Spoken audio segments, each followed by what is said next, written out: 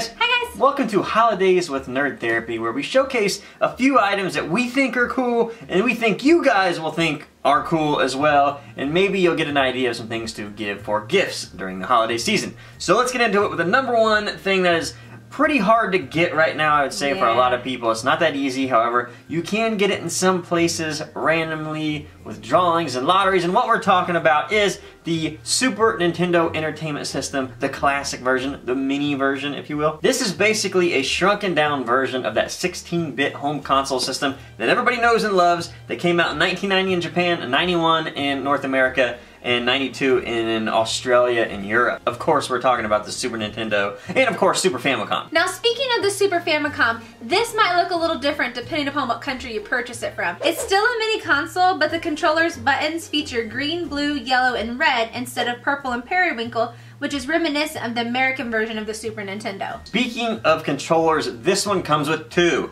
unlike the NES Mini or the NES Classic that came out with only one. Now, being that you're going to get two controllers, the price of this is also going to be a little different, a little higher. This one actually runs at $79.99, so 80 bucks, whereas its counterpart was $59.99. However, one huge update, in my opinion, was the length of the cords. Yes! They're 5 foot now, almost 2 feet longer than the NES Mini had. Look at you, boo-boo. Now, the most important thing with any console, games. This has 21 preloaded games, including a never-before-played released Star Fox 2. Now, some of our favorites built into this console are Super Mario World, Donkey Kong Country, Super Mario Kart, one of my favorites of all time. Absolutely love that game.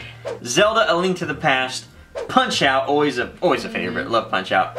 And one of the hardest games of all times, in my opinion, Super Ghouls and Ghosts. Wow, that is really hard. And many, many more. All the games are pretty good. They're all great. I love the games on this. It's so many classics just built into it. I know that it's not all of the games that everyone wanted to see, but it's a lot of the best games, I believe. 100%. We'll talk about that a little ways down the road in this video. We both played Super Nintendos when we were young. We both played Nintendos when we were young. Yes. They didn't have a rewind feature like this does. This is the best thing, in my opinion, that Nintendo could have done with this console is the rewind feature. Some of these games are hard. I suck at them. Ashley's way better at this genre of games than I am. Yeah, this is kind of my thing. This is her thing, without a doubt. I have to hand the controller over her all the time. Of course, I don't have to with the two players. It's my turn, so here, you beat this part. And what we're talking about is you can rewind 1 minute of gameplay, no matter what happens. You might die or whatever. You can just rewind, and you're back. Or you can do any save point you want in any part of the game, which I'm a huge fan of as well. I love that, especially when you're in a boss fight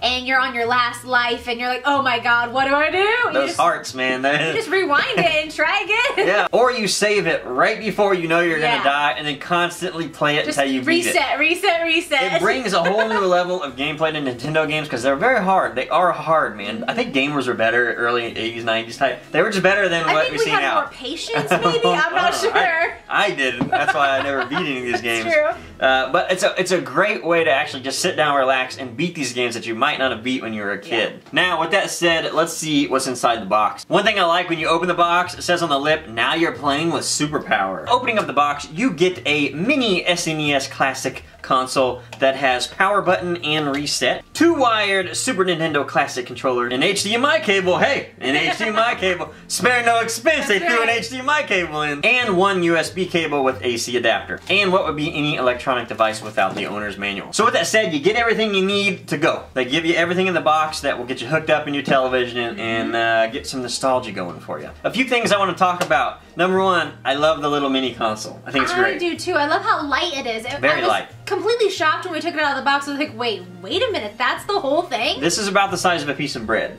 Yeah, definitely. Of course thicker. I mean, it's a lot thicker than that. Now, it doesn't have a slot for the cartridge. This is closed. You can't push anything down. And then you have the power button that slides up and down, just like the Super Nintendo, and then the reset button. Now, the interesting thing about the reset button, you're going to use this a lot, actually. Yes, There's no back button in the Super Nintendo, so you have to continuously hit that reset button, and that'll send you back out of the game. Or even when you need to do a save point. Reset. Just remember that. Gotta hit the reset button constantly.